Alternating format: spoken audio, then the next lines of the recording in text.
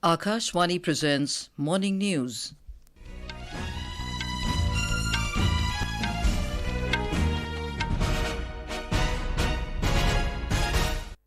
Good morning, I'm Anuja Kumar. The headlines. Election Commission issues notification for first phase of Lok Sabha polls today. Prime Minister Narendra Modi to address Startup Mahakumbh in New Delhi this morning. Lokpal orders CBI probe against former TMC MP Mahua Moitra in cash for query case. UPSC postpones Civil Services Preliminary Examination 2024 to 16th of June. Gross direct tax collection registers growth of 18.74% during current financial year. And Gayatri, Gopichand and Treesa Jolly advanced to pre-quarters of women's doubles at Swiss Open Badminton in Basel. And now the news in detail. The Election Commission has issued notification for the first phase of Lok Sabha elections today. The elections will be held in 102 Lok Sabha seats in 17 states and 4 union territories in this phase.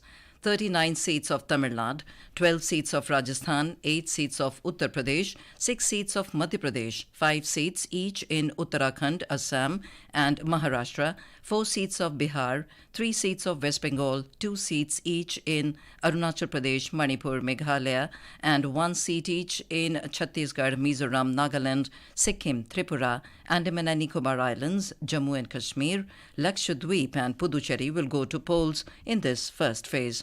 Nominations can be filed till the 27th of this month. Voting will be held on the 19th of April. Tamil Nadu will go to general polls in a single phase on the 19th of April. The last date for filing of nomination will be on the 27th of this month. Scrutiny will be done on the 28th and the last date for withdrawal will be 30th of March. We have a detailed report by our correspondent. This time it will be a three-cornered contest in the state as AIADMK has decided to walk out of the NDA alliance and face the elections. BJP for the first time without AIADMK is all set to test the political waters in the state by forming alliance with Patali Makkal Katchi, Tamil Manila Congress, Amma Makkal Katchi led by TTV Dinakaran and other smaller parties. The present state opposition AIADMK is still to finalize its alliance partners. DMK on the other side has sealed the deal with Congress contesting in 9 seats in Tamil Nadu and 1 in Puducherry. DMK will contest in 21 seats. VCK, CPM and CPI will contest in 2 each. MDMK, IUML, Kungunadu Makkal Katchi have been allotted 1 seat each. The newcomer to this alliance is the actor politician Kamal Hassan of the Makkal Needi Mayam. On the agreement that Rajya Sabha seat will be given to his party in 2025, he has pledged support for the alliance. Joy, AN News, Akashvani reporting from Chennai. In the first phase of Lok Sabha elections, notification has been issued for the 6 parliamentary constituencies in Madhya Pradesh. More from our correspondent. Voting will be held in Sindhi, Shahdol, Jabalpur, Mandla, Balaghat and Chhindwara in the first phase. Chhindwara and Mandla are among the most important seats in the state. Union Minister Phaggan Singh Kulaste is the BJP candidate from Mandla, while Nakul Nath, son of former Chief Minister Kamal Nath, is the Congress candidate from Chhindwara seat. In the last Lok Sabha election, BJP had won 28 out of 29 seats in the state except Chhindwara. Chhindwara and Mandla are the smallest and largest Lok Sabha constituencies of Madhya Pradesh, respectively in terms of number of polling stations. Sanjeev Sharma, Akashvani News, Bhopal. In Tripura, the filing of nomination papers will begin today with the issuance of Gazette notification for the first phase of Lok Sabha polls. Candidates can file nominations for the next 7 days. Out of 2 Lok Sabha seats in the state, 1 constituency, that is Tripura West, will go to polls on the 19th of April. More from our correspondent. A fervent appeal on the lines of the one made by Chief Election Commissioner Rajiv Kumar was made by Tripura's Chief Electoral Officer Punit Agrawal to keep issues of caste and religion away from the election campaigning. Although canvassing is yet to take its tempo with no major election rallies held so far, political observers believe that electioneering is likely to gear up from next week onwards. Meanwhile, Chief Electoral Officer Punit Agrawal appealed the political parties to desist from from making statements on religion and caste lines and to talk on the issues concerning the people. सभी polling stations में जो assured minimum facilities है कि electors को वहां पे vote देने जाए तो उनको किसी प्रकार की असुविधा ना हो, इस दृष्टि से उसमें सभी मूलभूत सुविधाएं उपलब्ध कराई गई, जिसमें ड्रिंकिंग वाटर, टॉयलेट, पावर, बिजली की फैसिलिटी रहेगी और जैसे वेटिंग शेड वो व्यवस्था भी रहेगी. Kunal Shinde, Akashvani news, Agartala. The Election Commission of India, ECI, has notified the category of electors mentioned for the purpose of facility of voting through postal ballot as absentee voters in the category of persons employed on essential services. The list includes the employees of Metro, Railways, BSNL, Electricity and Health Departments, Fire Services, Postal Services, Aviation, Disaster Management, Doordarshan and Akashvani, and media persons authorized by the Commission for polling day coverage, among others. The persons can cast vote by postal ballot on duty on the day of polls in the current general elections, legislative assemblies, and by-elections in 26 assembly constituencies in 13 states. Prime Minister Narendra Modi will address the Startup Mahakumbh at Bharat Mandapam today. In a social media post, Mr. Modi said it is a forum which brings together stakeholders from the world of startups, innovators, and upcoming entrepreneurs. He said India's strides in the world of startups has been phenomenal in the last few years. The event was started on Monday. More from our correspondent. At the Startup Mahakumbh, 10 thematic pavilions have been set up at Pragati Maidan in New Delhi based on deep tech, artificial intelligence, fintech, agri-tech, biotech and pharma, gaming and incubators. The event is providing a unique platform for fostering connections between investors, entrepreneurs and industry professionals. A dedicated exhibition area showcasing innovative products and services developed by promising startups from across the country is a major attraction of the event. With Bhupendra Singh, Anupam Mishra, Akashvani News, Delhi. The Lokpal has ordered a probe by Central Bureau of Investigation (CBI) against former TMC MP Mahua Moitra in cash for query charges. The Lokpal, in its order, has said that there is sufficient prima facie evidence against Moitra on record that deserves deeper scrutiny. The directive came while deciding a complaint by BJP Lok Sabha member Nishikant Dubey, alleging that Moitra had asked questions in the Lok Sabha in exchange for cash and gifts from Dubai-based businessmen Darshan Hiranandani. It has directed the CBI to complete investigations in all aspects of the allegations against Moitra within 6 months and also file periodical reports every month regarding the status of the investigation. Mahua Moitra was expelled from the Lok Sabha in December last year based on a recommendation by the Ethics Committee.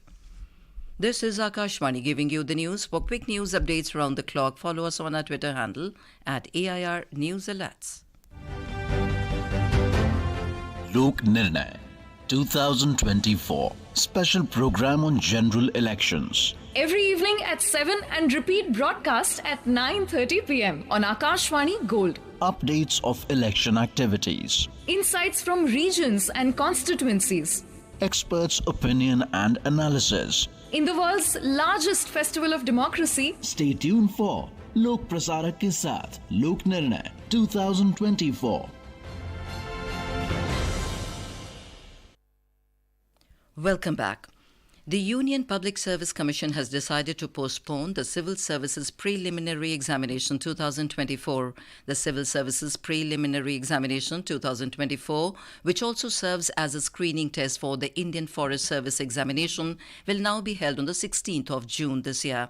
The exam was earlier scheduled to be held on the 26th of May this year. The Commission has decided to postpone the schedule due to the ensuing general elections. Jharkhand Governor C.P. Radhakrishnan will take charge as the Governor of Telangana this morning.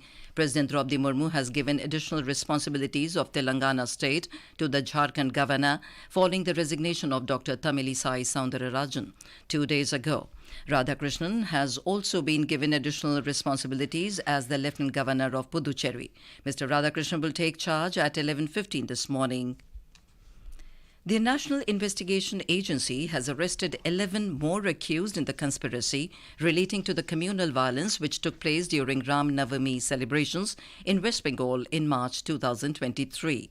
The case was initially registered by the state police against 36 accused in the wake of the communal violence triggered by an attack at Shibpur in Howrah. The High Court of Calcutta ordered the transfer of all the cases related to the spate of communal violence that took place during the Ram Navami celebrations to NIA in April last year. The government has said that Arunachal Pradesh was, is and will remain an integral and inalienable part of India.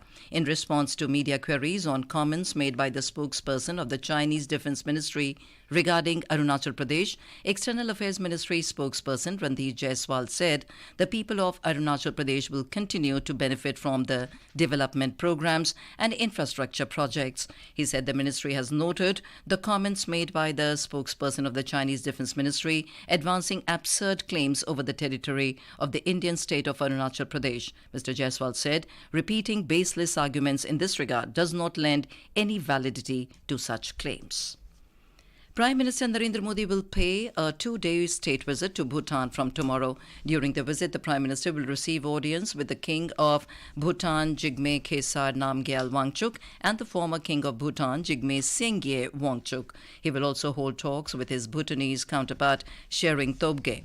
Ministry of External Affairs said the visit is in keeping with the tradition of regular high-level exchanges between India and Bhutan and the government's emphasis on its neighborhood-first policy. It said India and Bhutan share a unique and enduring partnership which is rooted in mutual trust, understanding and goodwill. The MEA said the shared spiritual heritage and warm people-to-people ties add depth and vibrancy to the India-Bhutan exceptional relations. Gross direct tax collection has registered a growth of 18.74% during the current financial year. According to the Finance Ministry, gross direct tax collection stands at over 22,27,000 crore rupees, which is more than 18,75,000 crore rupees reported in the corresponding period of financial year 2022-23. The Finance Ministry said refunds amounting to 3,36,808 crore rupees have also been issued in the financial year 2023-24, which is 12.74% higher in comparison to the refunds issued during the same period in the preceding year. In Swiss Open Badminton, India's Gayatri, Gopichand and Treesa Jolly have advanced to the pre-quarters of the women's doubles category at the St. Jacob Scholl Arena in Basel, Switzerland yesterday. They triumphed over the American duo of Kerry Shu and Annie Shu in the round of 32. In men's doubles, Indian pair of Hariharan Amsa Karunan and Ruban Kumar Rethina Sabapati have defeated the French pair.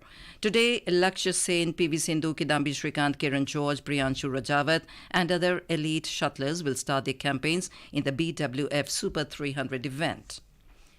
The IMD has forecast moderate rainfall in Himachal Pradesh, Uttarakhand, Uttar Pradesh, Rajasthan, Chhattisgarh, Jharkhand, Odisha and Bihar today. It said moderate rainfall accompanied by thunderstorm, lightning and gusty winds is expected over many parts of India. And now, for a look at today's newspapers, it's over to Saira Mujtaba. Thank you, Anuja. GST compensation cess may stop before 2026, reports Hindustan Times. In response to Bulgarian President's gratitude to the Indian Navy for rescuing his country's ship and citizens, the Pioneer writes, Modi reaffirms India's commitment to combating piracy. India-based leaders steer the wheels of global tech as the country becomes base of global leadership of MNCs, reports the Economic Times. 2023 was the warmest year on record, says the Statesman, citing a report of World Meteorological Organization. The Indian Express carries an interesting story. In Ladakh, astronomy ambassadors are trained to offer a tour of the night sky. And finally, not only topping different levels of chartered accountant exams, female aspirants comprise a record 48% of the qualifiers. The Times of India writes, 1 in 3 CAs in India is a woman. And with that, it's back to you, Anuja. Thank you, Saira. And now, before we end the bulletin, the headlines once again. Election Commission issues notification for first phase of Lok Sabha polls today. Prime Minister Narendra Modi to address Startup Mahakumbh in New Delhi this morning. Lokpal orders CBI probe against former TMC MP Mahua Moitra in cash for query case. UPSC postpones Civil Services Preliminary Examination 2024 to the 16th of June. Gross direct tax collection registers growth of 18.74% during current financial year. And Gayatri, Gopichand and Treesa Jolly advanced to pre-quarters of women's doubles at Swiss Open Badminton in Basel. And with that, we end the morning news. Have a nice day.